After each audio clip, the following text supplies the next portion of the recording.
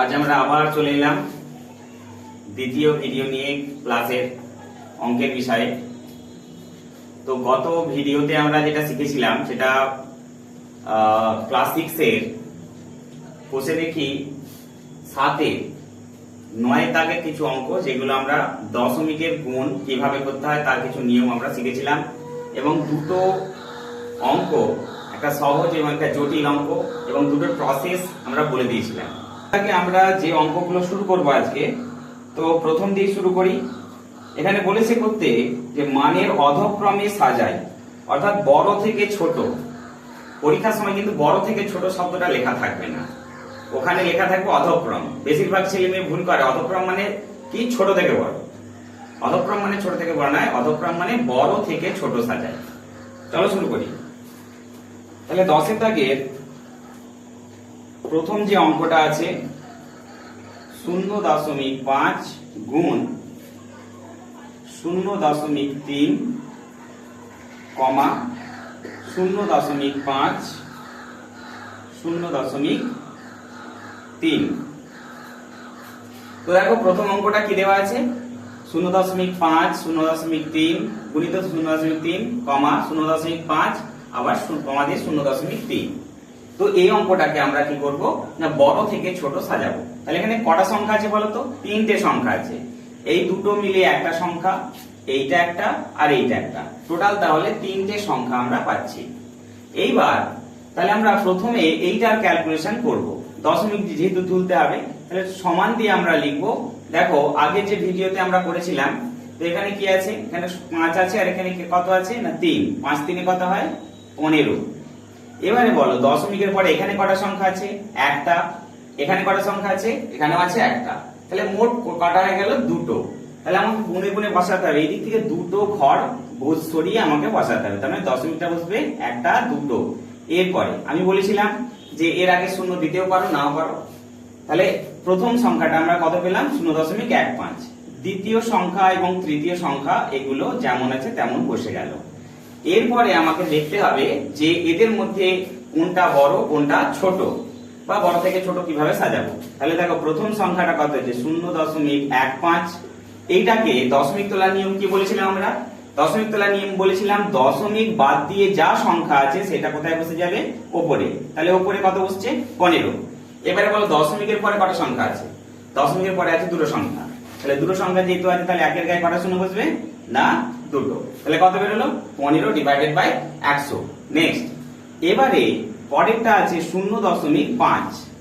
তো 0.5 এ তাহলে দশমিকটা যদি বাদ দিয়ে দিই তাহলে কত পড়ে থাকবে না শুধুমাত্র 5। এবারে বলো দশমিকের পরে কত সংখ্যা আছে, দশমিকের পরে কত সংখ্যা আছে না একটা। তাহলে এখানে কত বসবে না একের গায়ে একটা শূন্য হয়েছে। এরপরে আরো একটা সংখ্যা আছে 0.3। 0.3 এ দশমিক একই রকম ভাবে যদি তুলি তাহলে উপরে বসবে 3, নিচে বসবে 10, যেহেতু দশমিকের পরে একটা সংখ্যা রয়েছে। তাহলে আমরা পেয়ে গেলাম 15/100, 5/10, 3/10। এই তিনটে সংখ্যা পেয়ে গেলাম। কিন্তু এখানে ভালো করে লক্ষ্য করো, তিনটের মধ্যে সবগুলো কিন্তু একই নয়। এতে হর আছে 100, এই দুটোতে হর আছে 10 করে। তাহলে নিশ্চয়ই একই রকম ভগ্নাংশগুলো হচ্ছে না। তাহলে আমাকে কি করতে হবে, এই যে হরগুলো, যে যাদের হরগুলো 10 আছে সেগুলোকে আমাকে নিয়ে যেতে হবে কিসে না 100তে নিয়ে যেতে হবে। এই 10 কে যদি আমরা 100তে নিয়ে যাই তাহলে কত দিয়ে গুণ করতে হবে না 10 দিয়ে গুণ করতে হবে। দেখো তাহলে এখানে আমরা 10 দিয়ে যখন গুণ করছি, উপরের সংখ্যাটাকেও 10 দিয়ে গুণ করব আর নিচের সংখ্যাটাকেও 10 দিয়ে গুণ করব। তাহলে 5 10 কত হলো 50, আর 10 10 100। দেখো এর সঙ্গে মিলে গেল 100। তাহলে এখানে হর কত ছিল না আছে 10। তাহলে একেও আমরা কি করব, উপর আর নিচে 10 দিয়ে গুণ করে নেব। তাহলে 10 গুণিত 10, তাহলে হয়ে গেল কত না 30/100। এবারে পুরো অঙ্কটা ভালো করে লক্ষ্য করো, এতেও আছে 100, এতেও আছে 100, এতেও আছে 100। কেন 100তে নিয়ে গেলাম না, কারণ কোন ভগ্নাংশকে ছোট বা বড় আমরা তখনই বলতে পারবো যখন ভগ্নাংশের হরগুলো সব একই হবে, একই। দেখো এবারে এক হয়ে গেছে কিনা 100 100 100। কি করতে বলেছে অঙ্কটা করতে বলেছে বড় থেকে ছোট সাজাতে। তাহলে এবারে আমরা লব গুলোকে দেখবো, সব থেকে বড় লব কত আছে বলো, লব মানে উপরের সংখ্যাটা। এখানে আছে 15, এখানে আছে 50, এখানে আছে 30। বলো কোনটা সব থেকে বড়? না আছে 50। তাহলে 50টা আমরা কোথা থেকে পেয়েছি? এইখান থেকে। তাহলে এখানে লিখবো অতএব বড় থেকে ছোট, বড় থেকে ছোট সমান সব থেকে বড় এটা দেখতে পাচ্ছি, কিন্তু এইটা লিখলে কিন্তু চলবে না, এইটা নয়। তোমাদেরকে জিজ্ঞাসা করেছে এদের মধ্যে বড় কোনটা ছোট কোনটা, কারণ তাহলে এইটা যেহেতু বড় এইটা দেখে আমাকে লিখতে হবে এইটা সব থেকে বড়, তার মানে 0.5। তারপরে বড় কোনটা?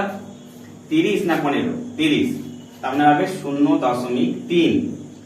আর সবচেয়ে ছোট দেখতে পাচ্ছি 15, তার মানে এইটা কোথা থেকে পেয়েছিলাম? এইটা থেকে পেয়েছিলাম, তার মানে হবে 0.5 গুণ 0.3।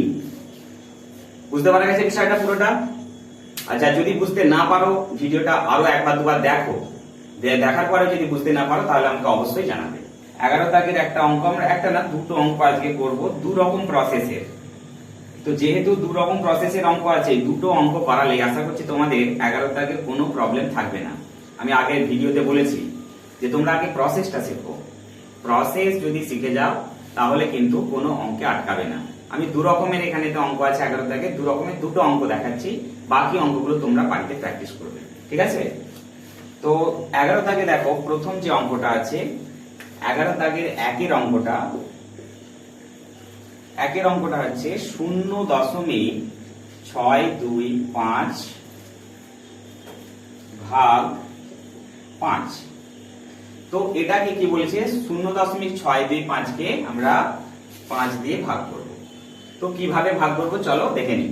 যেমন আমরা সিম্পলি ভাগ করি সেরকম ভাবে আগে অন্য জায়গায় একটু দেখে নিই। তাহলে 5 দিয়ে আমরা কতকে ভাগ করছি? 0.625। তাহলে প্রথমে 5 দিয়ে আমরা কতকে ভাগ করব? না 0 কে। দেখো 0 কে কোনো সংখ্যা দিয়ে ভাগ বা গুণ করলে আমরা কি জানি? 0ই হয়। তাহলে সেই ক্ষেত্রে 5 0 কত হয়ে যাবে বলতো? 0। তাহলে এরপরে কি আছে? দশমিক। তাহলে দশমিক চলে এলো। প্রত্যেক ক্ষেত্রে ভাগের সময় প্রত্যেক ক্ষেত্রে কটা করে সংখ্যা নামে? না একটা করে সংখ্যা নামে। দেখো আমি একটাই সংখ্যা নামিয়েছি। তাহলে এবারে 5 দিয়ে আমরা 6 কে ভাগ করব। তাহলে 5 এর নামটা আমরা সবাই জানি। তাহলে 5 1 কে 5, 5 বসে গেল। তাহলে এবারে 5 6 1। তাহলে যেহেতু প্রত্যেকবারে একটা করে সংখ্যা নামে 2 বসে গেল। তাহলে সংখ্যাটা কত হলো? না 12। আবার 5 এর নামটা করব। 5 1 কে 5, 5 2 এ 10। তাহলে 5 2 এ 10 হয়ে গেল। 2 বিয়োগ করে আমরা কত পেলাম? 2। আবার একটা সংখ্যা নামবে, কত হয় বলো? 25। তাহলে আবার 5 এর নামটা করব। 5 1 কে 5, 5 2 এ 10, 5 3 এ 15, 5 4 এ 20, 5 5 এ 25। তাহলে 5 5 এ 25। তাহলে উত্তরটা আমরা কত পেয়ে গেলাম? 0.125। এই প্রসঙ্গে একটা কথা বলার আছে আমার, সেটা কি অনেক ছেলে মেয়ে করে কি এটা সরাসরি উত্তর এখানেতে লিখে দেয়, তোমরা কিন্তু সেটা করবে না।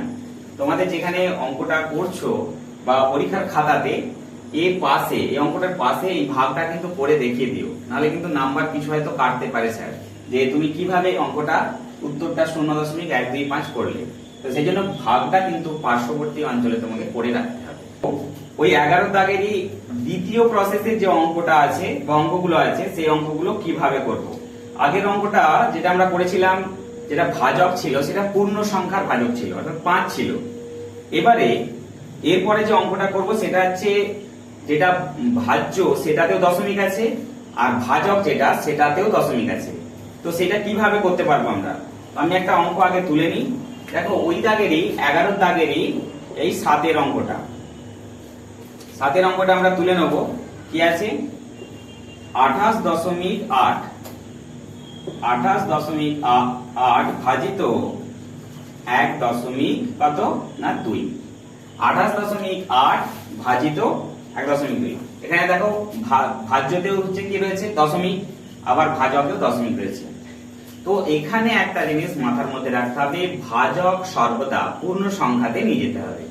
আবার একবার বলছি, এখানে ভাজকটা যে দশমিকে আছে দশমিকে রাখা যাবে না, এটাকে আমরা কিসে নিয়ে যাব? পূর্ণ সংখ্যায়, ঠিক আছে? তো পূর্ণ সংখ্যায় নিয়ে গেলে, পূর্ণ সংখ্যা যদি নিয়ে যাওয়া হয় দশমিক বিন্দুকে আমরা কটা ঘর সরাতে হবে আমাকে? দেখো এখানে কটা ঘর সরালে পূর্ণ সংখ্যায় চলে যাবে? একটা ঘর সরালে, তাই তো নাকি? তাহলে আমরা একটা ঘর সরিয়ে আমরা কত পাবো? 12 পাবো। কত? না 12 পেলাম। তো এখানে যেহেতু একটা ঘর সরিয়েছি, তার মানে এই সংখ্যাটাকেও একটা ঘর আমরা দশমিক ডান দিকে সরাবো। তার মানে এখানে যদি দশমিক থাকে তাহলে একটা ঘর সরালে তাহলে কি হবে, এখানে চলে আসবে। তার মানে এই সংখ্যাটাও হয়ে গেল কত, পূর্ণ সংখ্যা, তার মানে হয়ে গেল 288।